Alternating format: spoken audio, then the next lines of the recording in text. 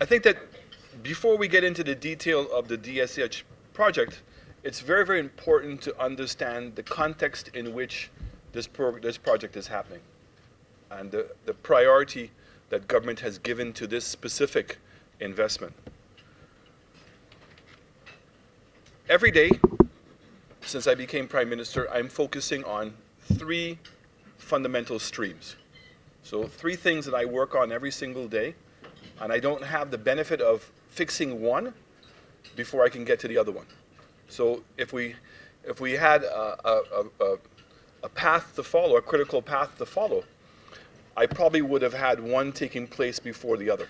But unfortunately, time does not allow us the ability to do that on a critical path. So the biggest impediment that we have right now as a government is debt. So when I begin my budget meetings with the different ministries, I'm very quick to point out the fact that we have $450 million, thereabout, of salaries, payroll, that we're paying. Another $88 million in pensions, and $180 million in debt financing. So the total budget is about just over $1 billion.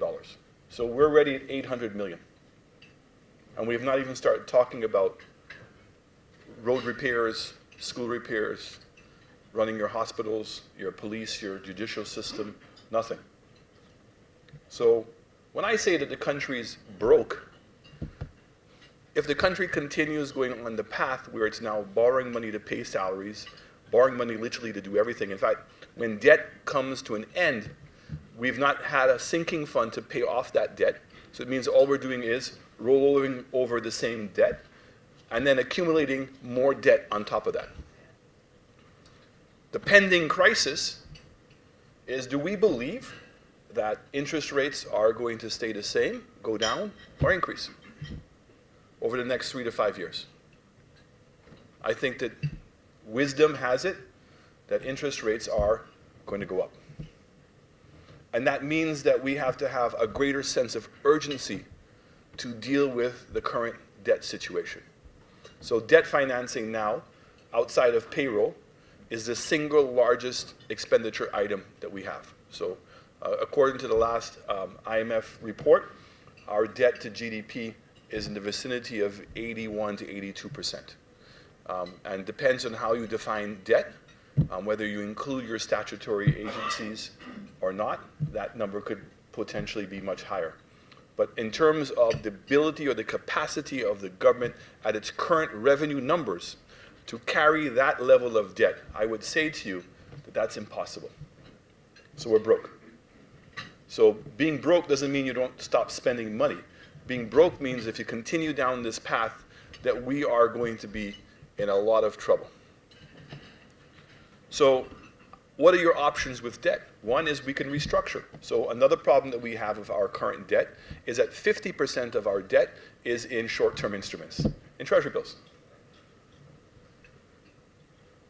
The government did that for two reasons. One, they were not able to sell bonds, and two, they were trying to get less costly instruments, financial instruments. But we've realized that we cannot continue to afford to roll over debt almost every 2 years.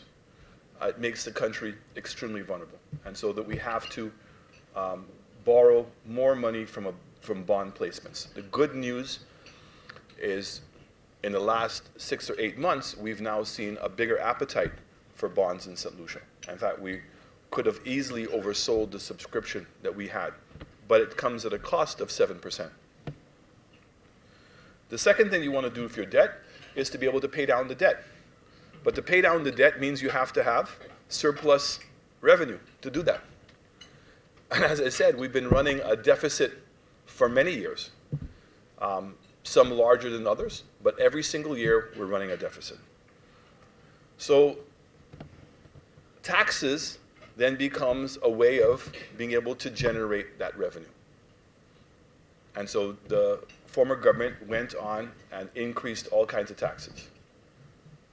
And we saw tax revenue increase, but at the same time, what did we see was the fact that the economy continued to contract. And this is the balancing.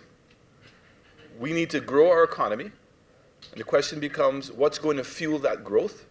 Is there enough resources in the local market to generate the necessary growth that we need? Or are you going to have a combination of local investment as well as foreign direct investment? And if you're going to have foreign direct investment, what is it you're going to have to do to attract that investment? Can you, at the current tax levels, compete globally to attract that investment into St. Lucia? Can businesses, once they're established here, make money under their current tax structure? So the studies that were done by both the CDB as well as the IMF all indicated that St. Lucia right now, as a percentage of revenue, taxes as a percentage of revenue, that we are higher than even developed countries. We're collecting more taxes than anybody else is. So the question then becomes how we're spending that money, which is where DSH comes into play some part.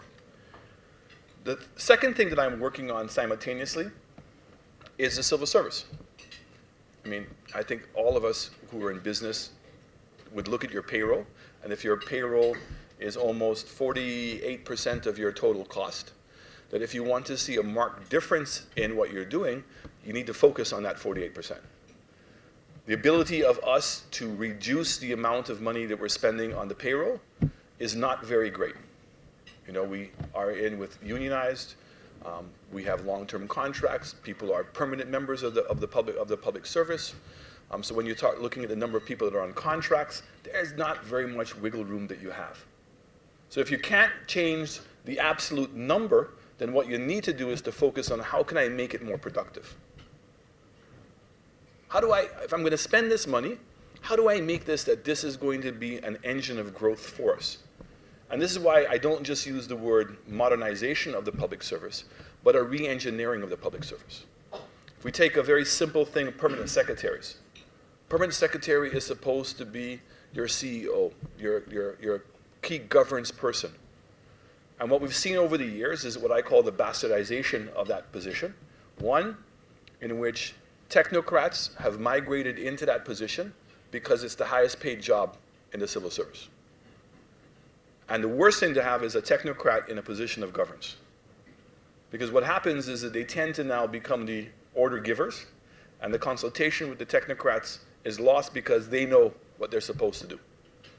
And in the public service, people become disenfranchised very quickly because there is no consequence of being disenfranchised. Nobody's going to fire you. The next thing is that the permanent secretaries were given contracts, which is completely contrary to the Constitution. In order for a permanent secretary to remain impartial, is that that position is constitutionally protected. That's why it's called a permanent secretary. A minister cannot change that person. We can move them around, but we cannot get rid of a permanent secretary for that constitutional reason. So we want to go back and start training our permanent secretaries and putting in new regulations which will limit the control that government or ministers have over permanent secretaries and keep them conformed to what they're supposed to be doing, which is compliance. They are, for the civil servants here, chief accounting officers is what they're really referred to as. And how does that affect government? Is because if they're not doing their job, then the implementation of programs suffers. And right now we can see that we're not the best implementers currently. The other thing that we have to focus on in the civil service is succession. Where are the needs going to be? Are we making sure that we're training our people and that we know that as time goes by and attrition takes place, that we're replacing those people with well-educated, well-trained individuals that are going to help now produce a great civil service. I was saying to Mr. Bunker,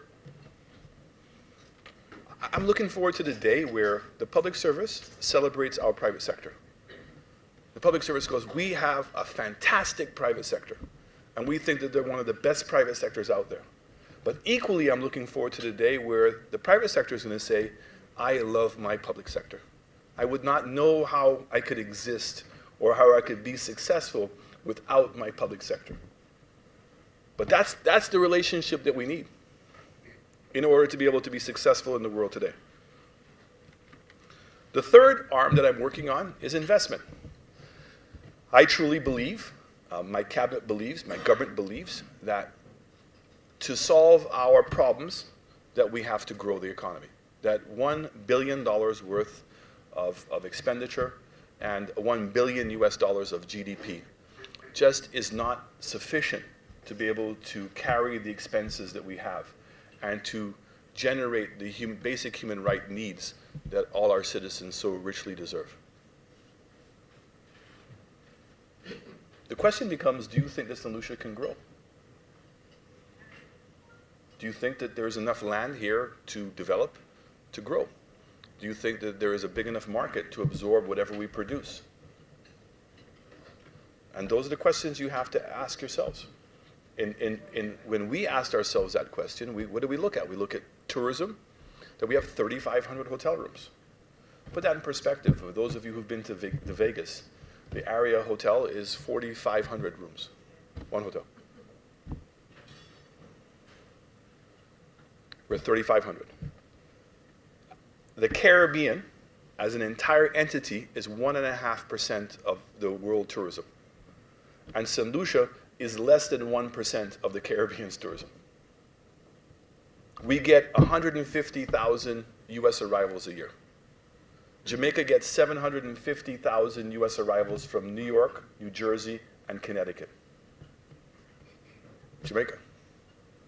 Mexico gets 43 million US arrivals.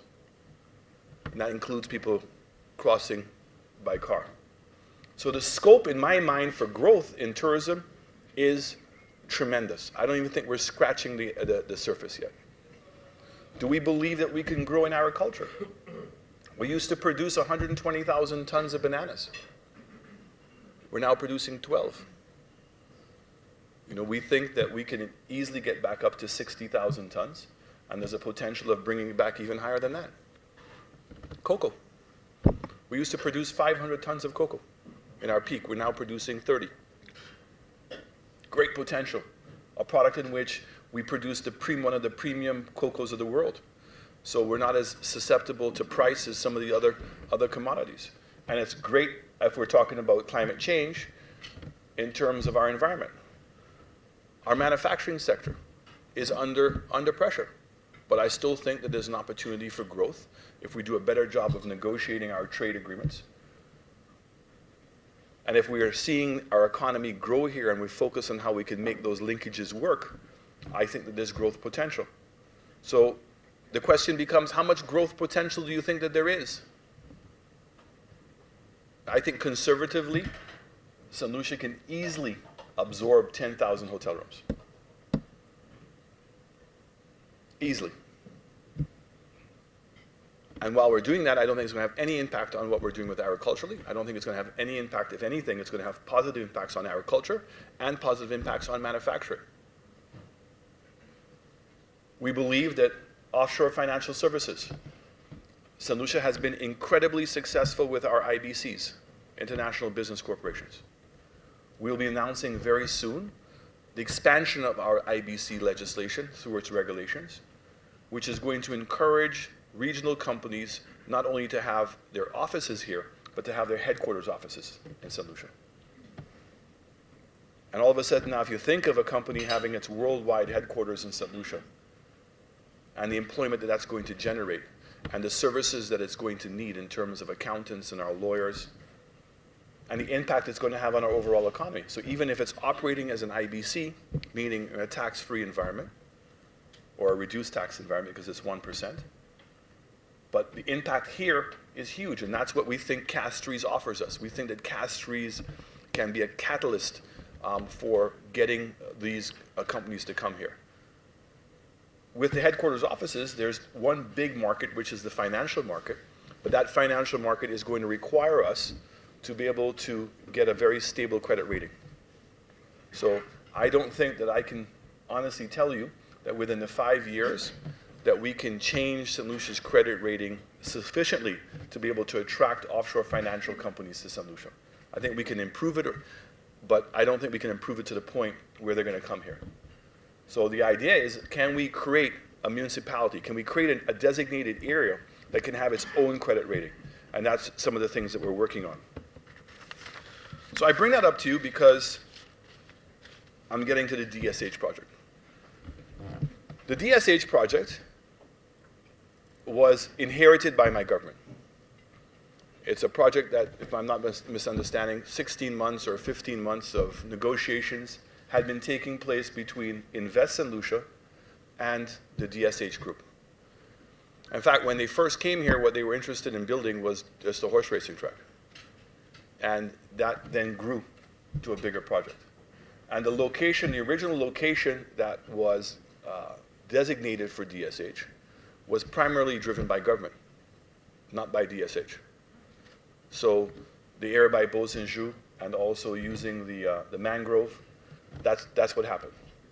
So when I came in and I met with Mr. Tia King, and Mr. Tia King had basically gotten frustrated with Saint Lucia and had moved on.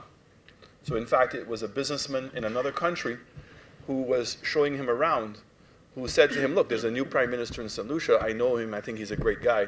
Why don't you give him a call? Because it seems that your heart's still set on Saint Lucia. So he came over. I met with him. I was extremely impressed with him and in terms of what he had told me that he had done. I did my own due diligence. I called up friends in Dubai. Is it true that Mr. Atea King was the architect behind the Palm Island? The answer was yes. Is it true that he was the architect and the main contractor overseeing the construction of the major the horse racing track in Dubai? The answer was yes. Was he a graduate of Harvard University, top of his class in architecture and master planning? The answer was yes. Did he design and build for the Malaysian government, their government city outside of Kuala Lumpur? The answer was yes. I then took him up on his offer, and I went to China. And going to China was not an easy decision because of our relationship with Taiwan. But I met with the Taiwanese, and I met with everybody else, and I said, if there's going to be a business conference in which there are opportunities for Saint Lucia to grow and to the benefit of our country, no country in the world is off my territory where I go. So I went because he was hosting a major event of a horse racing event in what we call Inner Mongolia.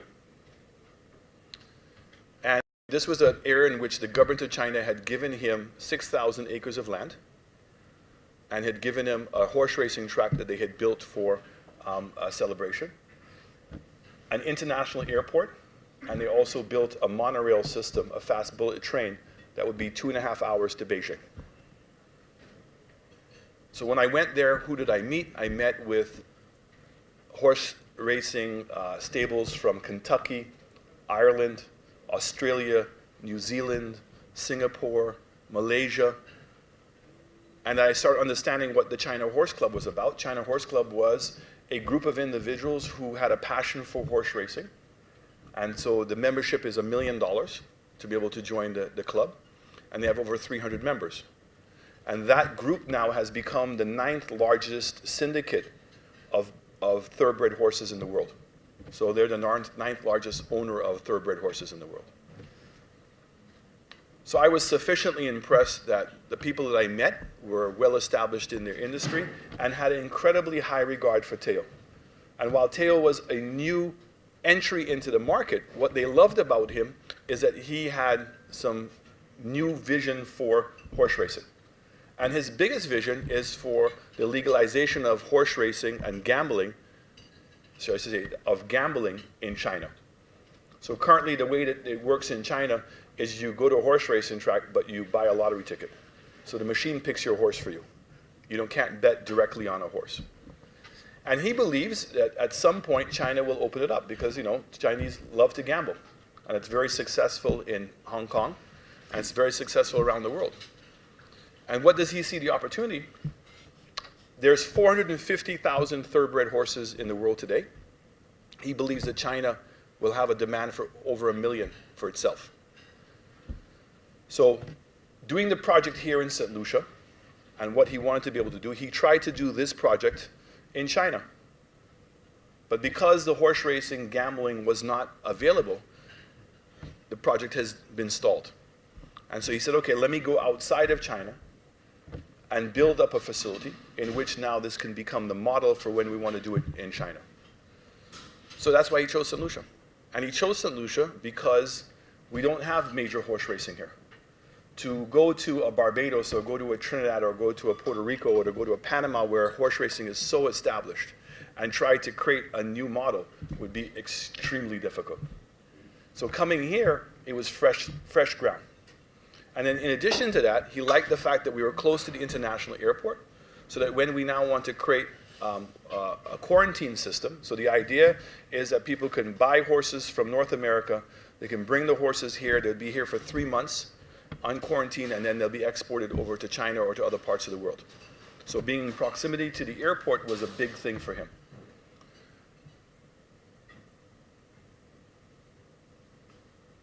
Once I understood that he had the vision and the capacity to be able to implement the project, I supported the project. Now let's talk about transparency. And I think it's a very important discussion. What does transparency mean? Does transparency mean that every single document that government signs, it ought to be visible to the public? Or is transparency that if I sign a document, and there are times in which I can sit here and justify why a document would be on a confidentiality basis, but I have to be answerable to the process and the due diligence that we did in signing that contract. What did I do to make sure I protected the assets of the state? What did we do? How did we go through this whole process? So as I said, this process started with Invest Saint Lucia. It was 15 months of files. I did my own personal due diligence. We had companies check out who DSH was and confirm that they were who they were. Then it becomes now, why do we have a framework agreement? Framework agreement is that we understand some basic principles together, and that we're now going to agree to proceed now to develop those basic principles into a final agreement. Is a framework agreement binding? It is. But if we reach an impasse on any of the issues, whether they have a problem with what we're saying or we have a problem with what they're saying, you can't continue. But it's to agree to those things to go into a final document. Then it becomes the question of leasing land or selling land. I read the Robert Ainsworth letter in Parliament, not to make a mockery or to embarrass the government, but the fact is what was in the Robert Ainsworth letter is no different than what we would be discussing with anybody. The idea that we give corporate tax-free holidays, the idea that we give personal income tax holidays, the idea that we give away alien landlord's licenses, this is not new. This has all been done before. It's all been discussed. They have a whole bunch of deals out there that already includes that. Their argument was that it was impossible to give one man. They claim 800 acres, but the total amount of land that we're in discussion right now is just under 600 acres. But yet, they had negotiated a deal where potentially one single person would have owned 4,500 acres, or thereabout, in St. Lucia. So it can't be that we're scared of one person having that amount of land. The idea that you're going to have a lease of $1 a square foot, sorry, $1 an acre per year on public space. And the only public space that was identified to do that was the horse racing track, which is about 350 acres, thereabout. The other area that was identified as a public space was when we were going to build in the mangrove, that they were going to build a museum, which would have been for public use, and that also would have been leased as public space. All the remaining lands are to be sold between 60,000 US or 90,000 US dollars an acre, based on the location and negotiation. Question becomes, why would the horse racing track be deemed public? He's investing his own money. There's no CIP monies going into the horse racing track. There's no Chinese contractor that's going into the horse racing track. My understanding is they're intending to use local contractors for the horse racing track.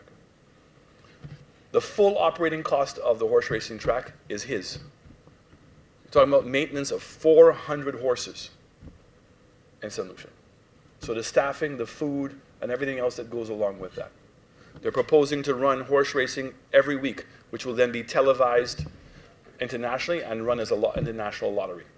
And that's where the money is going to come from to pay for the purses and also to be able to maintain the horse racing track. That's his risk. We don't believe that that's going to be a huge revenue generator. It operates like a golf course. It's an attraction. What we find when I go out there, the passion for horse racing is amazing. The fraternity of all these people who love horses. I mean, I just met, for the second time, I met him last week for the first time. I met him yesterday at the opening of the new airport in St. Vincent. Is Mr. Chin from Trinidad, who is the owner of Movie Town. Okay? Bursting with excitement. Horse racing fanatic. Was going to go to Ghana, was going to go to other countries. Now guess what's moved up in priority? St. Lucia. Why? What differentiated St. Lucia was this horse racing track. And so I'm just saying to you that, you know, they call it the sport of kings, because it is. All these incredibly wealthy people love it. And they just become blinded by it and they want to be here. And that's what differentiates St. Lucia. So the project has different phases, and I think that they're going to discuss this afternoon, phase 1 of the project, which is the horse racing track. We've also identified the area by Il Pirata and also the area by Point Sab as another area where we've asked him, because we couldn't do the mangrove. And I want to make it very, very clear, because it'll be easy for me to run away from trouble. The only reason why we didn't do the development in the mangrove is because of the garbage dump. Not because of major environmental concerns as it pertains to the mangrove. I want to be very, very clear. So it means if we can get the garbage dump situation resolved, right, we may put the mangrove back on the table for looking at development.